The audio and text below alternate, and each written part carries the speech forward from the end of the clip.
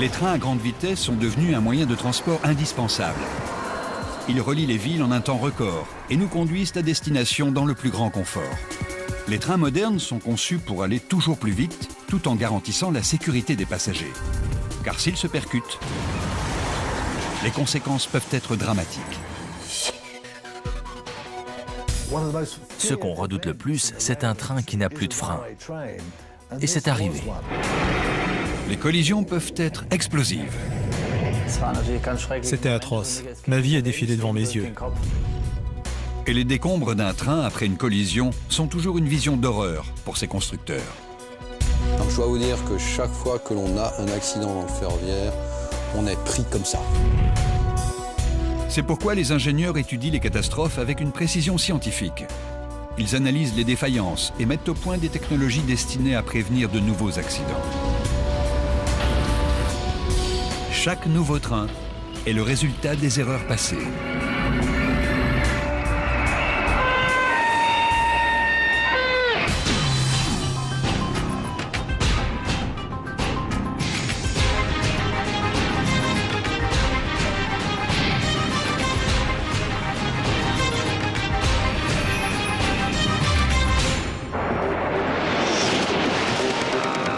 Le 3 avril 2007, la France a battu un record du monde de vitesse sur rail. 574,8 km/h, soit 200 km/h de plus que la vitesse de décollage du Concorde.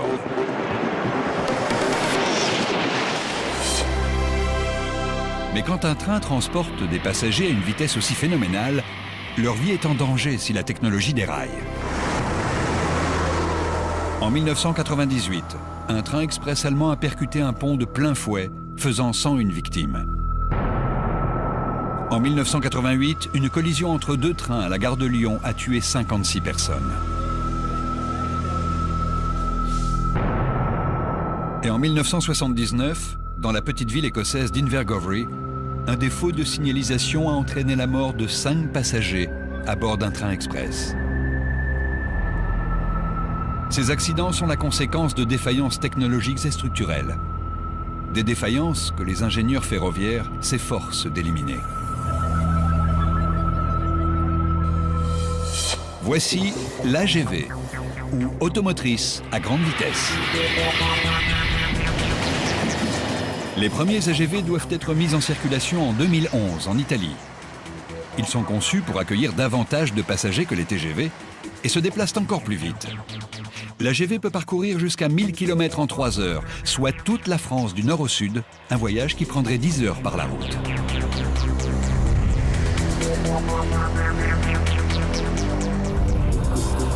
L'AGV ambitionne de révolutionner l'avenir des trains à grande vitesse. L'homme qui se cache derrière ce projet connaît bien son sujet. Il travaille dans l'industrie ferroviaire depuis plus de 30 ans.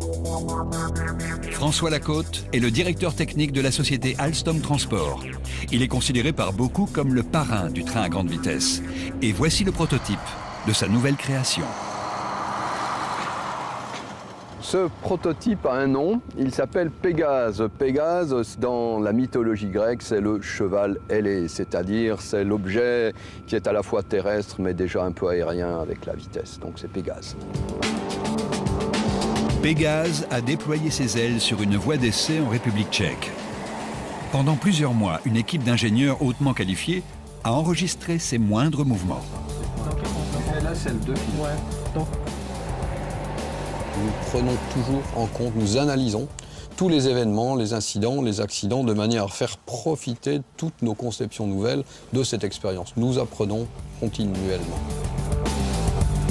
L'AGV est le fruit de plusieurs années d'analyse d'accidents ferroviaires, et notamment du plus dramatique jamais survenu à grande vitesse. Le 3 juin 1998, dans la petite ville allemande d'Eschede, le train express ICE numéro 884 relie comme d'habitude Munich à Hambourg. L'ICE roule à 200 km/h. Son passif en matière de sécurité est irréprochable. Ce jour-là, 287 passagers voyagent à son bord. Parmi eux, Udo Bohr, monté en gare de Hanovre. Ma femme m'a déposé à 9h05 et j'ai pris l'ICE. Je me suis assis dans l'avant-dernière voiture de queue, en première classe, et j'ai commencé à préparer une conférence sur mon ordinateur. Le début du voyage se déroule sans encombre pour Udo Bohr et les autres passagers. Mais au bout d'une demi-heure, les passagers de la voiture de tête commencent à ressentir des vibrations inhabituelles. Soudain, une pièce métallique transperce le plancher de la voiture. Le conducteur ne remarque rien et le train poursuit sa route à pleine vitesse.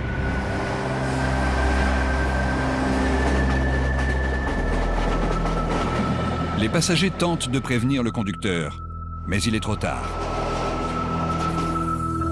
Le train déraille brusquement et vient percuter de plein fouet les piliers d'un pont routier. Je n'ai rien vu venir. Il y a eu une énorme explosion comme je n'en avais jamais entendu dans ma vie. Tout s'est passé très vite. J'ai été projeté dans le wagon dans tous les sens.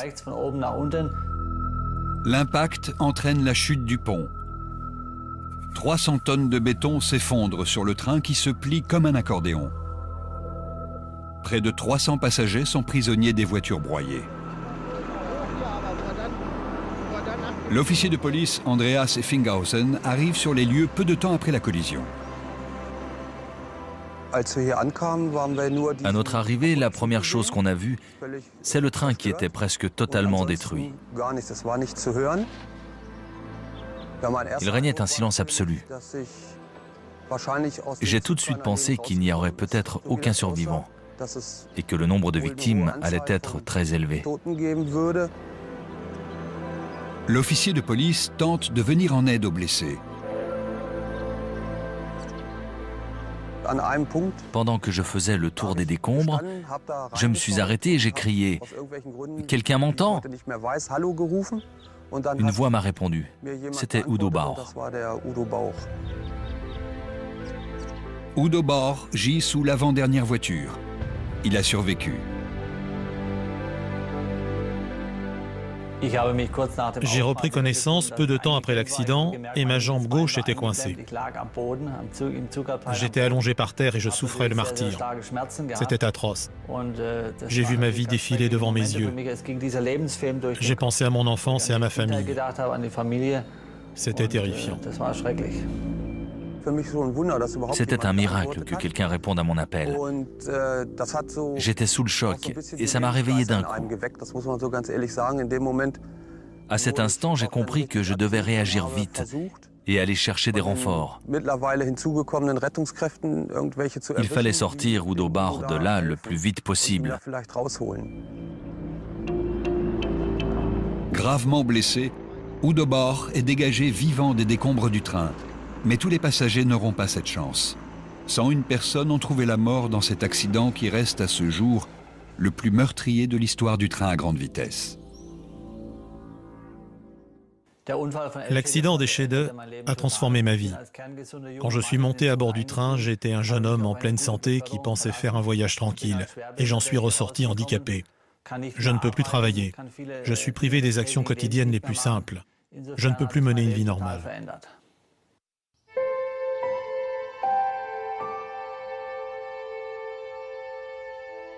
Les ingénieurs doivent à tout prix comprendre les causes de la catastrophe. Trouver la réponse est indispensable pour l'avenir de la sécurité ferroviaire. Il semble évident qu'une défaillance a eu lieu quelques minutes avant l'accident.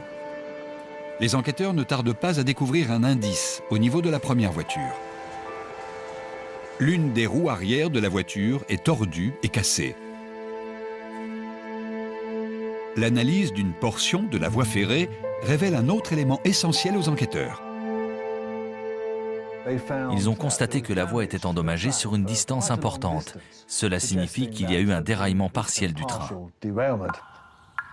Mais comment la roue a-t-elle pu dérailler à une telle vitesse? Les recherches se poursuivent et les pièces du puzzle s'assemblent peu à peu. À 5 km du lieu de l'accident, on a découvert des morceaux de caoutchouc qui provenaient des amortisseurs d'une roue. Les enquêteurs se plongent dans l'histoire de la construction de l'ICE.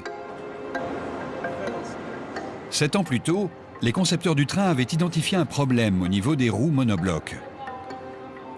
Ce sont ces roues constituées d'une seule pièce d'acier qu'on utilisait sur les trains à grande vitesse. Mais elles provoquaient de fortes vibrations à bord des voitures. J'ai moi-même fait l'expérience, à l'occasion d'un ou deux voyages à bord de l'ICE, de ces vibrations spécifiques aux voitures équipées de roues monoblocs. Elles donnaient mal au cœur et provoquaient des nausées. Dès que le train prenait de la vitesse, les passagers changeaient de voiture et ne voulaient plus s'asseoir au-dessus de ces roues monoblocs. Les vibrations ressenties par les passagers et les nausées qu'elles entraînaient devaient être éliminées grâce à un nouveau système de roulement. La société de transport de l'ICE redoutait que les passagers refusent de voyager dans des trains aussi bruyants et inconfortables. Elle a donc cherché une solution alternative, en s'inspirant du tramway. Les tramways se servaient depuis des années de roues à bandage amorties par du caoutchouc pour réduire le bruit et les vibrations. Contrairement aux roues monoblocs, les roues à bandage se composent de 3 parties. Une armature en acier, un anneau en caoutchouc pour amortir les vibrations et un anneau en acier monté sur le caoutchouc. Les roues à bandage sont légèrement flexibles, ce qui leur permet d'absorber les chocs et les vibrations. Elles fonctionnaient très bien et depuis très longtemps sur des engins à faible vitesse et notamment les tramways. Mais adapter leur usage aux trains à grande vitesse était une innovation. L'utilisation des roues à bandage a permis d'améliorer le confort des passagers. Mais elle a soulevé un nouveau problème que les ingénieurs n'avaient pas anticipé. Ces roues sont fiables sur des tramways à faible vitesse, mais à grande vitesse, les risques d'usure sont bien plus élevés avec des roues à bandage qu'avec des roues monoblocs. Car à grande vitesse, chaque rotation de l'anneau métallique sur du caoutchouc use un peu plus le métal. Si l'anneau est monté sur un support rigide, comme ce crayon sur la table, et qu'on fait peser une charge sur l'extérieur, l'anneau ne peut pas céder car son armature est rigide. Mais s'il repose sur du caoutchouc, l'anneau fléchit et des contraintes de traction sont exercées sur la partie inférieure de la roue.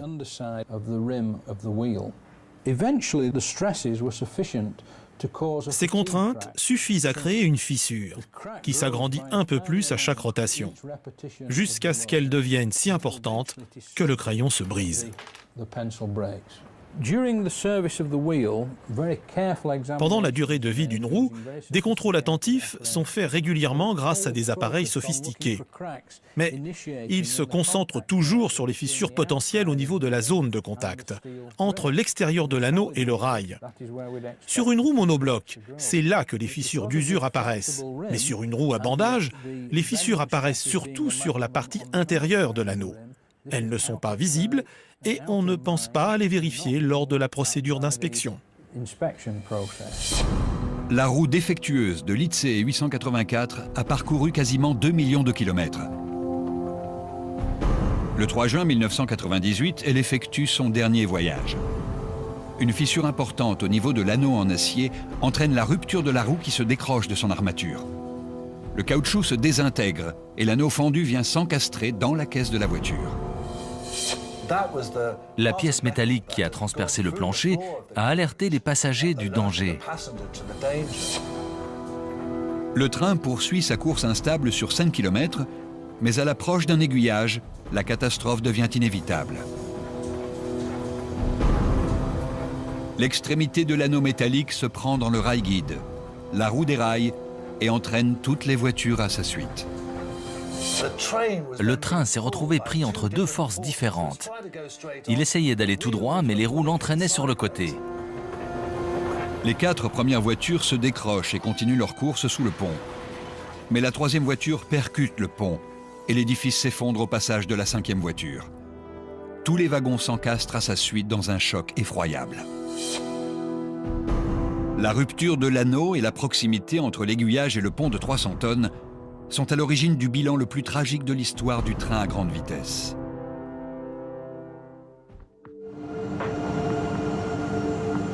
Après l'accident, de nombreux changements ont été effectués par le ministère des Transports allemand. La tragédie d'Eschede a démontré que lors d'un déraillement partiel du train, le passage d'un aiguillage est presque toujours synonyme de catastrophe. Tous les aiguillages sont aujourd'hui éloignés des ponts et de toute structure représentant un obstacle potentiel. La catastrophe a également marqué la fin de la roue à bandage, trop dangereuse à grande vitesse. Après l'accident, les roues à bandage ont été retirées du marché. Je doute qu'on les réutilise un jour pour des applications à grande vitesse. On apprend toujours beaucoup des accidents ferroviaires. La leçon de celui-ci était que les roues à bandage utilisées sur l'ICE n'étaient pas adaptées à des vitesses élevées. Elles étaient très bien pour les tramways, mais pas pour ce type de train. La roue à bandage a été remplacée par une roue monobloc plus solide et plus fiable. Mais un autre élément a considérablement alourdi le bilan de la catastrophe. La tragédie a révélé que la structure même de ce train n'était pas faite pour la vitesse. L'un des facteurs aggravants est la façon dont le train s'est plié comme un accordéon. Les voitures se sont empilées et les gens ont été écrasés à l'intérieur. Les voitures de l'ICE étaient faites d'une caisse légère en aluminium soudée à une armature lourde en acier. Quand le train a percuté le pont, les voitures se sont fendues au niveau des soudures comme sous l'effet d'un ouvre-boîte, broyant les passagers ou les éjectant sur les voies. Le train n'avait tout simplement pas été conçu pour résister à une collision à grande vitesse. D'après le docteur Kuhlwetter, ancien avocat au ministère des Transports, les pratiques ont depuis été révisées. Aujourd'hui, un train n'est pas seulement le produit de l'industrie ferroviaire, mais aussi des savoir-faire des industries automobiles et aéronautiques. On optimise ainsi les propriétés des matériaux utilisés. Les trains sont construits à l'aide de valeurs limites et d'ordinateurs. Avant, le grand principe était de voir à l'usage.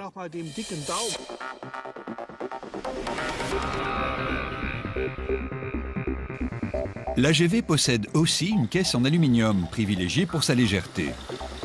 Mais à la différence de l'ICE, les voitures de l'AGV sont soumises à des tests très pointus avant même leur fabrication, grâce à un système de modélisation ultra sophistiqué. Et donc nous avons besoin d'une caisse très rigide. Et pour cela, on emploie les outils normaux de l'ingénieur, à savoir du calcul de structure, de la modélisation par, comme on appelle, par élément fini, de manière à pouvoir modéliser l'ensemble de la structure et ensuite l'ensemble de la réponse de la structure. Les ingénieurs de l'AGV n'attendent pas l'accident pour tester la résistance des voitures. Les calculs sont faits à partir des propriétés des matériaux et des forces exercées lors d'une collision. Armés de ces données, les ingénieurs tentent de perfectionner l'AGV pour une sécurité maximale. Le secret de l'AGV ne repose pas seulement sur la résistance des voitures, mais sur la rigidité du train dans son ensemble. Et comme pour l'ICE, il a fallu commencer par résoudre le problème des vibrations. Nous faisons des calculs prenant en compte les deux situations, le vibratoire et la sécurité en cas de crash, de manière à avoir la structure qui réponde aux deux considérations. Sur tous les trains, les roues sont montées sur un châssis appelé bogie. Sur les trains classiques, y compris l'ICE, ces bogies sont situées à l'avant et à l'arrière de chaque voiture, directement sous les passagers. Dans ce cas, réduire les vibrations dépend avant tout de la qualité des suspensions. Mais l'AGV est doté de ce qu'on appelle des bogies articulées, situées sous les plateformes entre les voitures. Éloigner les bogies des passagers élimine la majeure partie des vibrations et de la résonance à bord. Ces bogies articulées présentent un autre avantage. En plus de remédier à l'inconfort des passagers, leur positionnement contribue à la solidité générale du train en cas de déraillement. Et vous avez les deux voitures, une là, qui sont très solidement connectées par une articulation, et c'est ce qui fait la clé à la fois des qualités aérodynamiques et de confort, mais aussi de sécurité du train. C'est pratiquement indissociable. Les articulations sur l'ICE n'étaient pas très différentes de ce vieux train, où les bogies se trouvaient sous chaque voiture. Ce qui veut dire qu'en cas d'accident, les voitures risquaient de se plier comme ceci. Alors qu'avec des bogies modernes articulées, le train forme un ensemble rigide et ne peut pas se plier comme un accordéon. Lorsque les voitures sont montées sur des bogies traditionnelles, un déraillement peut faire pivoter l'articulation entre les voitures. Si une voiture déraille dans un sens, le mouvement entraîne la voiture suivante dans le sens opposé, comme dans la catastrophe d'Eschede.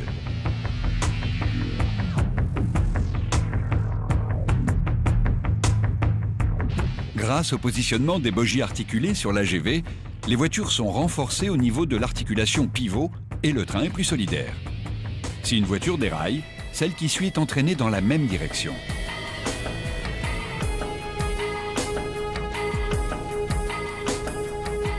Les bogies articulées étaient déjà utilisées sur les TGV au moment de la catastrophe d'Eschede. Ils avaient pu démontrer l'étendue de leur efficacité. Nous avons eu un effondrement de terrain localisé sous la voie et le train à grande vitesse est passé à 300 à l'heure au-dessus de cette zone où la voie n'était plus du tout tenue. C'était une voie complètement non stabilisée. La motrice, le premier véhicule de la motrice est passé, tout le reste du train a déraillé et ça s'est très bien comporté. Le train ne s'est pas couché, le train, grâce à notre système articulé, le train ne s'est pas désassemblé. Il n'y a eu pratiquement aucun blessé. Mais l'AGV possède un formidable avantage sur le TGV. Comme la plupart des trains, le TGV est encadré par deux locomotives, l'une tractant et l'autre propulsant les voitures non motorisées. L'AGV n'a pas besoin de ces motrices car ces voitures sont autonomes. C'est tout à fait nouveau. La motorisation de l'AGV se fait, comme on l'a dit, avec une motorisation répartie, ce qui signifie que nous avons installé les moteurs de traction directement à l'intérieur du bogie. Ici, vous avez le moteur, c'est un moteur de nouvelle technologie, un moteur à aimant permanent. Le gros avantage, c'est que c'est un moteur très puissant, petit et léger. Jamais auparavant, un moteur de train à grande vitesse n'a été suffisamment puissant et petit pour se loger à l'intérieur d'un bogie articulé. La répartition d'une motorisation efficace et légère sur toute la longueur du train permet à l'AGV d'atteindre des vitesses inégalées. Ces mêmes bogies révolutionnaires sont à l'origine du record du monde de vitesse, établi en avril 2007. Pour réaliser cette performance, François Lacotte a conçu un train hybride ultra rapide en insérant deux voitures dotées de ces nouveaux bogies entre deux locomotives TGV.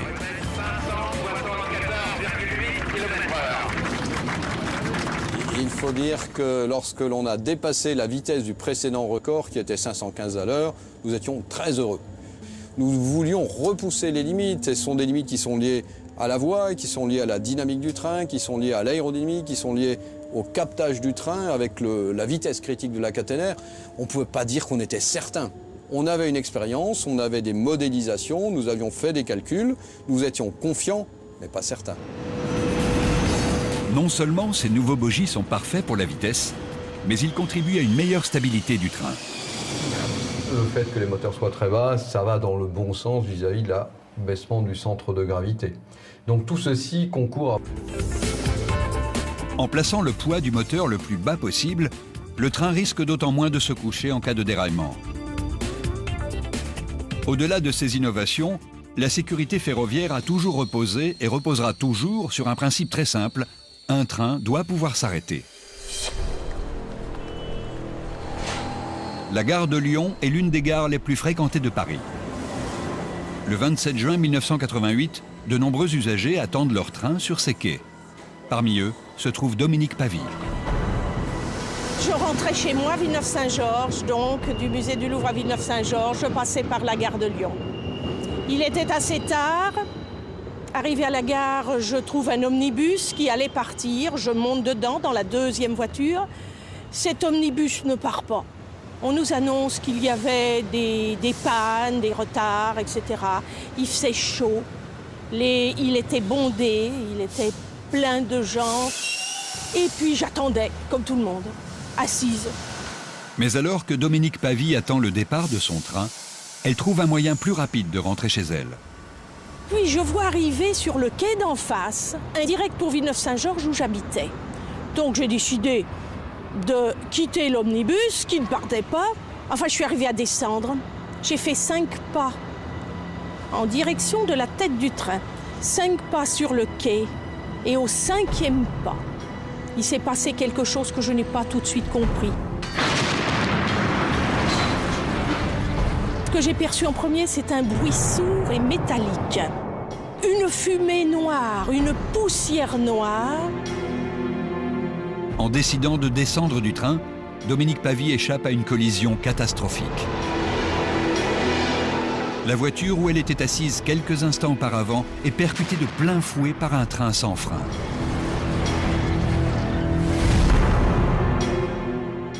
Lorsque la poussière retombait, ce qui m'a le plus frappé, c'est ce qu'on appelle le silence de mort. Et ce qui est extrêmement douloureux, c'est qu'après sont arrivés les gémissements, des gémissements vagues, tout doucement, des pauvres malheureux qui étaient écrasés. J'ai perçu évidemment des choses pour lesquelles je n'ai pas de mots. Le choc est si violent que les secouristes ont du mal à distinguer les 2 trains encastrés.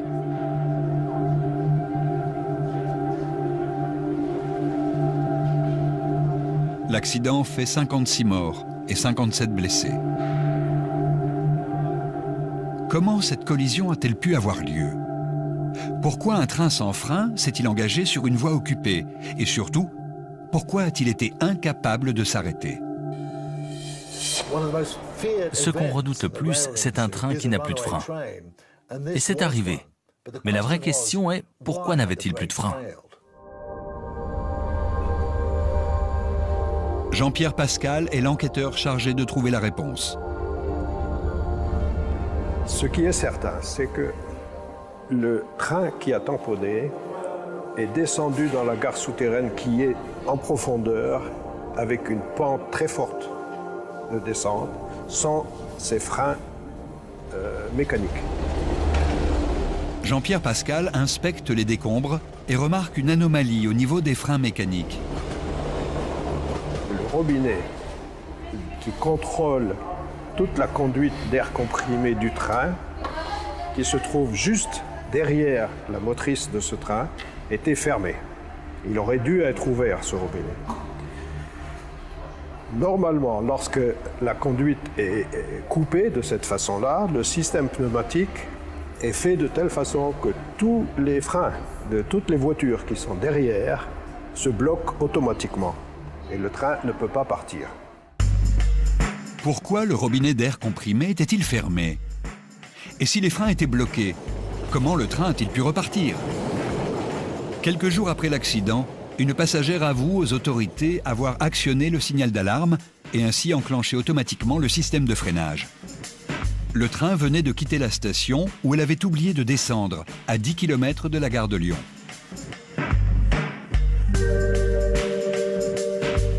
Réamorcer les freins après un arrêt d'urgence aurait dû être une procédure simple pour le conducteur. Mais l'enquête révèle qu'il a malencontreusement fermé le robinet de la conduite d'air comprimé et verrouillé les freins. En s'efforçant de les débloquer pour reprendre sa route, le conducteur commet une erreur fatale.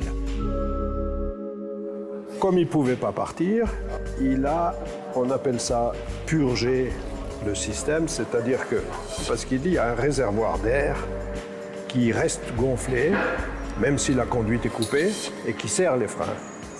Et si on veut desserrer les freins, on peut ouvrir une petite trappe, une petite fuite sur ce réservoir et le vider. C'est ce qu'il a fait. Pour débloquer intégralement les freins, le conducteur purge de façon systématique le réservoir d'air de toutes les voitures. La manœuvre s'avère efficace et le train redémarre. Mais le conducteur ignore qu'avec le robinet de conduite fermé, il prend de la vitesse sans que le système de freinage ait pu se remplir à nouveau. À 3 km, on s'aperçoit, il essaye de ralentir, le conducteur, il s'aperçoit que les freins ne marchent pas. Il prévient par radio le centre de contrôle de la gare de Lyon qu'il va il sait où il va, il sait qu'il va descendre, qu'il va aborder une descente très forte et que son train ne s'arrêtera pas. L'accident est désormais imminent. Mais à cet instant, la collision peut encore être évitée. Il y avait une dernière chance d'éviter la collision avec un autre train. Le système de contrôle de la gare de Lyon est équipé d'un dispositif de sécurité qui empêche les trains d'être dirigés vers une voie déjà occupée. Malheureusement, les enquêteurs ont découvert que ce dispositif a été désactivé par le centre de contrôle. Pour protéger les autres trains, les régulateurs du poste d'aiguillage enclenchent une procédure de fermeture générale qui leur permet de contrôler manuellement le système de direction automatique. Ils actionnent tous les feux rouges et interrompent la circulation des trains aux abords de la gare. Mais en prenant le contrôle du système automatique, les techniciens commettent à leur tour une grave erreur. Ils viennent de désarmer le seul dispositif qui aurait permis de diriger le train vers une voie libre. La catastrophe est désormais inévitable. Le train percute à pleine vitesse le véhicule à l'arrêt, broyant les deux premières voitures. Dominique Pavie n'oubliera jamais cet accident. J'ai eu vraiment la sensation d'avoir évité la mort à 5 secondes. Et une mort horrible parce que j'étais au début du deuxième wagon, donc j'aurais été complètement écrasée en accordéon, quoi. Ça c'est sûr, c'est sûr. Donc vraiment, pour moi, j'ai frôlé la mort de très très près, quoi. Ce sont des choses, c'est catastrophique, mais comment dire ça n'arrivera jamais? On ne peut pas le dire. On ne peut pas dire que ça n'arrivera jamais. Ce qu'on peut dire, c'est que tout est fait pour que ça n'arrive pas. Après l'accident de la gare de Lyon, beaucoup de modifications ont été apportées au système ferroviaire européen. Les robinets d'air comprimé ont été modifiés et les signaux d'alarme pour les passagers ont été remplacés par des interphones pour que seul le conducteur soit en mesure d'arrêter le train. Des changements ont également été effectués au niveau de la procédure d'urgence dans les grandes gares françaises. Le personnel peut désormais intervenir sur la signalisation sans désactiver les programmes de direction automatique des trains. Mais la priorité pour les ingénieurs reste d'éliminer tout risque de panne de freinage. Parmi les innovations technologiques de l'AGV se trouve un système de freinage impossible à purger pour la bonne et simple raison qu'il ne contient pas d'air. Un seul et même générateur fait avancer le train et lui permet de s'arrêter. Ce moteur à aimant permanent fonctionne en général comme moteur, mais il peut fonctionner en générateur comme une dynamo. C'est-à-dire qu'avec l'inertie du train, la dynamo oppose de la résistance au mouvement et cela freine le train et en même temps cela crée de l'électricité. Donc un seul objet et deux fonctions, soit traction, soit freinage. Cette utilisation du moteur s'appelle le freinage dynamique. En inversant simplement le champ magnétique du générateur, le mouvement du train rencontre une résistance très forte, ce qui le ralentit et génère de l'énergie cinétique. Cette énergie est d'ordinaire dépensée sous forme de chaleur par des résistances situées au-dessus du train. Mais l'AGV propose une alternative étonnante. Ces freins sont régénératifs. L'énergie du freinage n'est pas gaspillée, mais redistribuée dans tout le réseau national d'électricité. Jusqu'à 20% de la consommation électrique de l'AGV peuvent être ainsi récupérées grâce au freinage régénératif. Et François Lacôte n'est pas peu fier de cette innovation. Donc on produit de l'électricité, on renvoie l'électricité à travers la caténaire au réseau public, et avec ça on peut vendre notre électricité, on peut faire un peu d'argent en freinant ce train. Les freins régénératifs de l'AGV améliorent donc la sécurité, mais aussi les profits. Grâce à ce système électrique, l'AGV ne risque pas de se retrouver sans frein.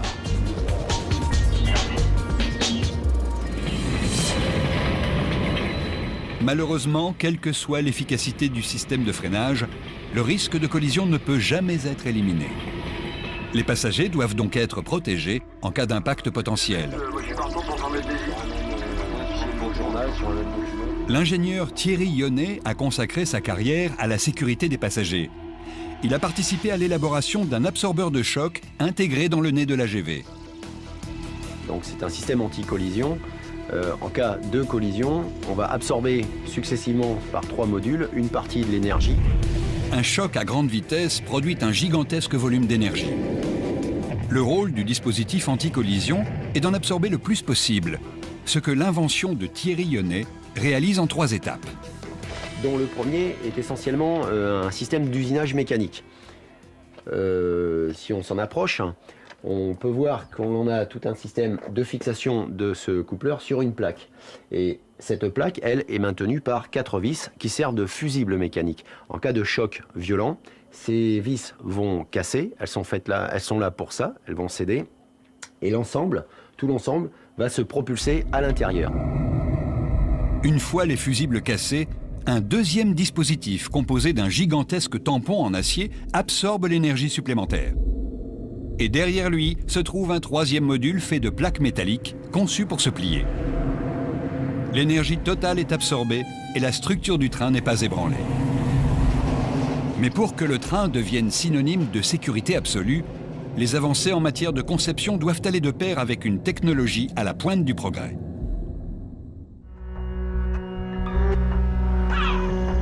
Le 24 octobre 1979, la petite ville écossaise d'Invergovrie s'éveille comme à l'ordinaire sur les rives de l'estuaire du Tay. Katrina Wright et sa mère prennent le train en direction de Dundee. J'étais en route pour Dundee avec ma mère. On était assises dans l'avant-dernière voiture. On allait faire des courses de Noël en avance. Le train s'est arrêté juste après la gare d'Invergovrie. Il n'était pas censé s'arrêter là. Donc on s'est demandé ce qui se passait. Les agents nous ont expliqué qu'il était en panne. Katrina Wright et sa mère ignorent que le train express qui relie Glasgow à Aberdeen se dirige droit sur elle à 110 km/h. George McRitchie, agent de sécurité à bord du train express, voyage dans le wagon-frein. On a pris un virage et j'ai aperçu le train sur la voie. Je n'ai pas tout de suite vu qu'il était sur la nôtre. J'ai cru qu'il arrivait en sens inverse. Mais il était sur la même voie. Je me suis précipité sur les freins. Le temps que George McRitchie actionne le frein d'urgence, il est déjà trop tard. Le train express avait 400 mètres pour s'arrêter, mais il a percuté l'arrière du train en gare avec une telle force que les 2 trains ont reculé dans un fracas de tôle assourdissant. Tout a été renversé dans le train. On a été secoués dans tous les sens, puis ça s'est arrêté. Le choc est si violent qu'il catapulte les 4 voitures de queue par-dessus la digue, jusque dans l'estuaire. Il y a d'abord eu un grand silence, puis tout le monde s'est mis à crier et à pleurer. Ça aurait été bien pire à marée haute. Je ne crois pas qu'on s'en serait sorti. Si le train de Katrina était tombé à l'eau, les passagers se seraient certainement noyés. Mais par chance, la vase du fond de l'estuaire a amorti le choc. Sur la voie, à bord de son wagon déraillé, se trouve George McRitchie. Je me suis cogné la tête, j'étais sonné. Quand j'ai retrouvé mes esprits, j'ai regardé dehors et j'ai crié « Seigneur !» Les 2 conducteurs du train express meurent sur le coup. Le conducteur en chef était un ami proche de George McRitchie. J'ai vu le conducteur et son second allongés par terre. J'ai recouvert leur corps d'une bâche. Bob avait un trou en plein milieu du front, comme si on lui avait tiré dessus. Il s'était cogné la tête en freinant. 3 autres personnes meurent dans la voiture de queue du train à l'arrêt. Bilan de l'accident, 5 victimes. J'ai la gorge serrée quand je pense à ces vies perdues, à ces gens qui voyageaient comme tous les jours et qui ne sont pas rentrés chez eux ce soir-là. C'est tragique. Dire qu'on en est sorti vivante.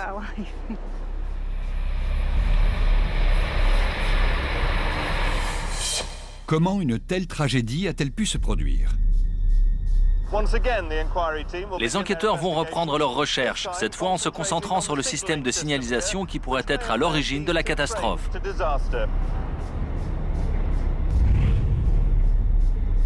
L'enquête commence à 3 km du lieu de l'accident, au passage à niveau de Longforgan.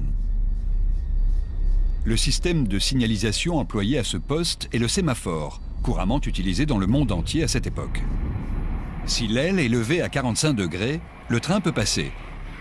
Si elle est à l'horizontale, elle est synonyme de danger et impose au conducteur de s'arrêter.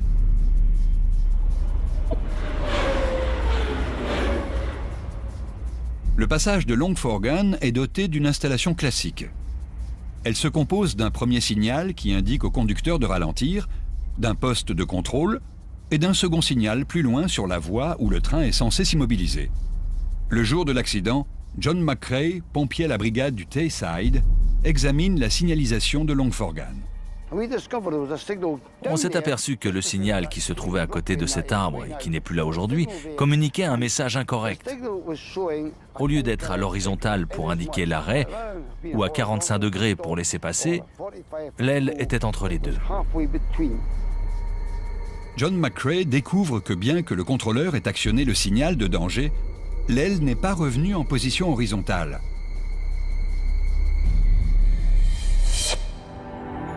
Le conducteur interprète mal le signal ambigu et accélère en direction d'Invergovie sans savoir qu'un train attend sur la même voie. La catastrophe est imminente. Alors que le train express sort du virage à 110 km/h, il ne peut s'arrêter à temps et percute le train en gare, projetant ses 4 voitures de queue dans l'estuaire.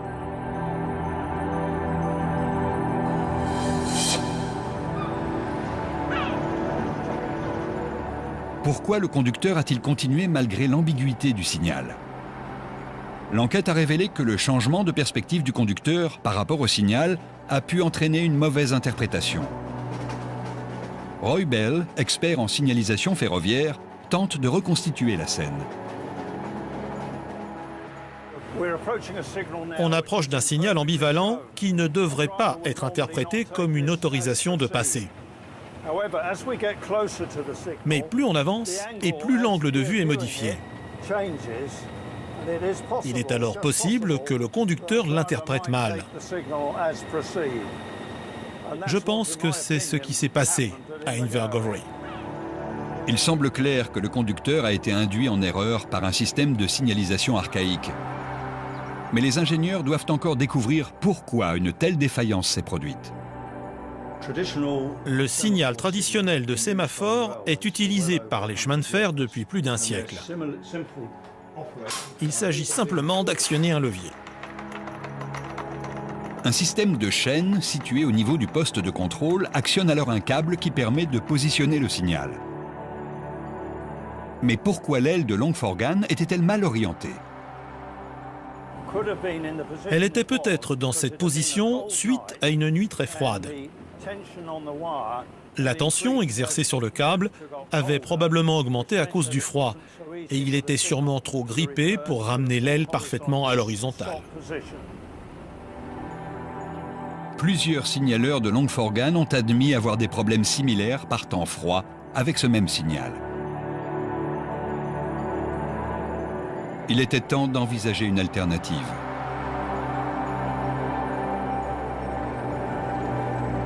Immédiatement après l'accident, le système de signalisation de Longforgan, comme bien d'autres au Royaume-Uni, a été équipé d'indicateurs à répétition. Leur mission était d'indiquer la position exacte de l'aile au signaleur pour qu'il s'assure de son bon fonctionnement. Mais les limites du sémaphore étaient désormais évidentes et il a peu à peu été remplacé par des feux lumineux, moins ambivalents et moins coûteux en maintenance. Pourtant, ces feux n'ont pas empêché de nouveaux accidents de signalisation. Les facteurs tels que le soleil, les ombres et les échafaudages sont les plus souvent mis en cause. Encore aujourd'hui, la signalisation, quelle que soit sa forme, peut induire le conducteur en erreur. C'est pourquoi les ingénieurs européens travaillent sur un système de signalisation révolutionnaire qui consisterait tout simplement à s'en passer. Si ce projet voit le jour, les conducteurs de trains à grande vitesse pourraient à leur tour devenir obsolètes. La technologie qui permet de piloter automatiquement des trains à plusieurs centaines de km/h existe déjà. Un nouveau système de sécurité des passagers est en train d'être mis au point en Europe. Son nom, le Système européen de surveillance du trafic ferroviaire, ou ERTMS. Pour l'instant, les trains sont guidés par une signalisation extérieure que le conducteur doit interpréter. La grande nouveauté avec le RTMS, c'est que les messages seront directement transmis au dispositif de contrôle du train. Le conducteur ne pourra ni mal les interpréter, ni les manquer. Un réseau unique de communication par satellite permet de transmettre les instructions émises par un centre de contrôle directement à un ordinateur de bord situé dans la cabine du conducteur. C'est le Système européen de contrôle des trains, ou ETCS. L'ordinateur utilise ces données pour calculer la vitesse maximale de sécurité à laquelle le train peut rouler. Si le conducteur désobéit à l'ordinateur, le train est automatiquement ramené à la vitesse de sécurité. L'ordinateur de bord élimine les risques d'accident dus à la signalisation. Mais ce n'est pas son seul avantage. Un train doté de l'ETCS transmet en permanence sa position au centre de contrôle. Ainsi, les trains peuvent rouler à une fréquence plus rapprochée et les capacités de circulation peuvent être augmentées sans risque pour la sécurité des passagers.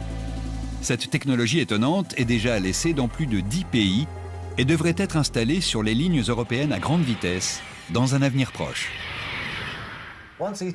Une fois le TCS introduit en Europe à son plus haut niveau, ce sera la fin de l'ère de la signalisation ferroviaire. Car le train sera contrôlé de l'extérieur et non de l'intérieur de la cabine.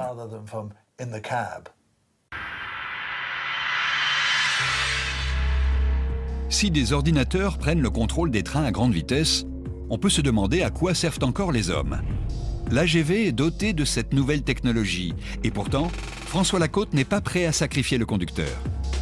Donc cette association entre l'automatisme vis-à-vis de tous les éléments prévus et de l'homme qui sait réagir face à un imprévu, c'est ça qui maintenant va faire la sécurité absolue du train à grande vitesse. Ça doit rester la solution. Le conducteur reste indispensable à bord. Plusieurs pays disposent déjà de trains sans conducteur, mais il s'agit de transports urbains à vitesse réduite.